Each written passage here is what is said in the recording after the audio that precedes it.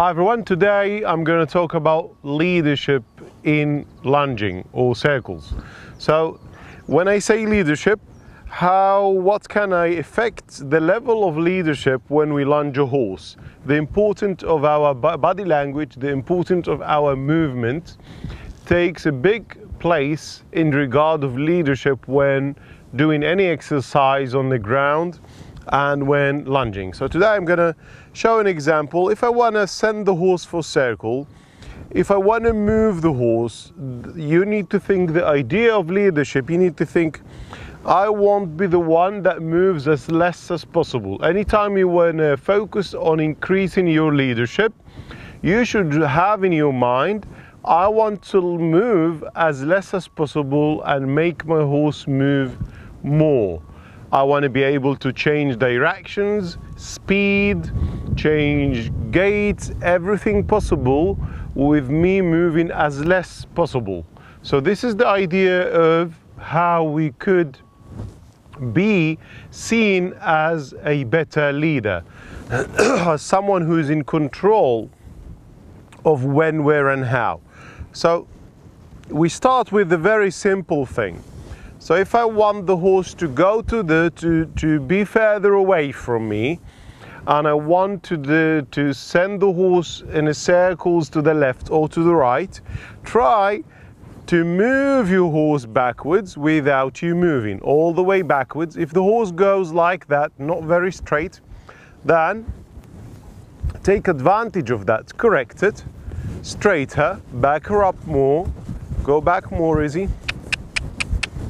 Just by shaking the rope a little bit.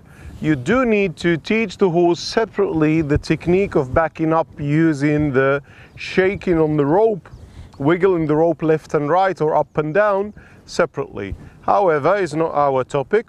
Now, if I want to send the horse to the circle line, most people will begin already for some reason moving here and trying to move the horse forward. So they'll go like that, yeah? They'll be going like this. Let's go for circles, let's go for... Did you see how much I moved? I'm the one who went to the circle line instead of the horse. So I was where the horse now, nearly, and the horse was here. I'm the one who arrived here. And you see that a lot of the times. You know, you could call it a horse lunging the human. So, instead of that, when the horse is far enough away from you, you want to have a full control of the front end from a distance. So you want to basically simply send the nose to the circle line, then send the horse forward. Now you're working on your leadership. You hardly moved, yeah? If you want, you could spin on a spot like that. If you want, you could walk. You could walk in a small circle. The rule is that you wanna be aware and you wanna decide your own circle and the horse circle. So you need to have your own track. The horse needs to have their own track. I mean, roughly, you don't wanna be looking all the time but in the beginning you might actually want to maybe draw a circle for yourself, so you don't get out of it, because many people would have no control of where their feet going.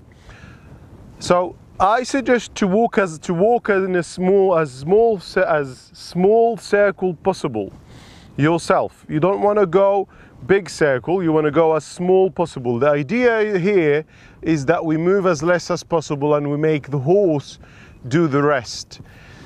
By a far communication from a distance.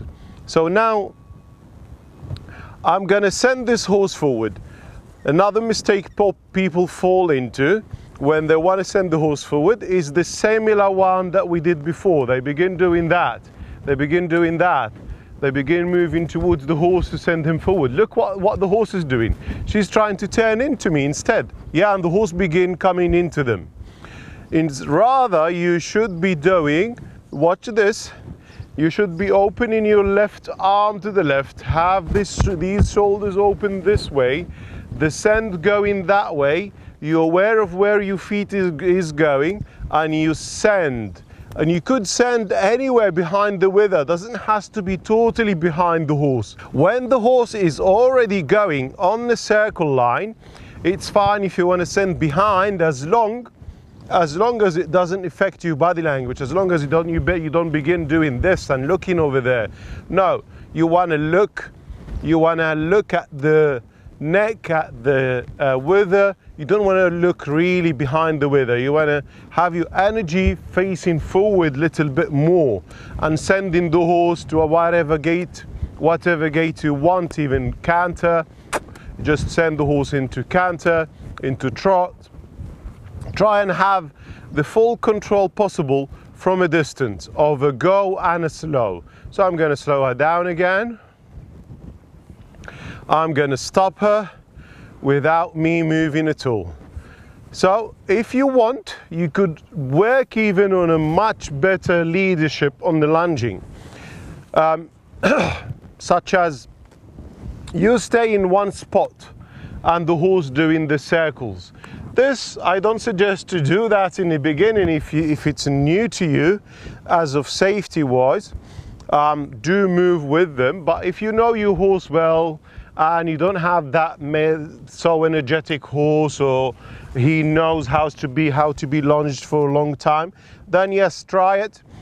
We still need to move with the horse if you want to work on controlling the speed to the dot, such as you want to be in control totally of the speed and you're really exercising the horse. So you do want to move, as you do want to watch the horse the whole time. But you could do it like that.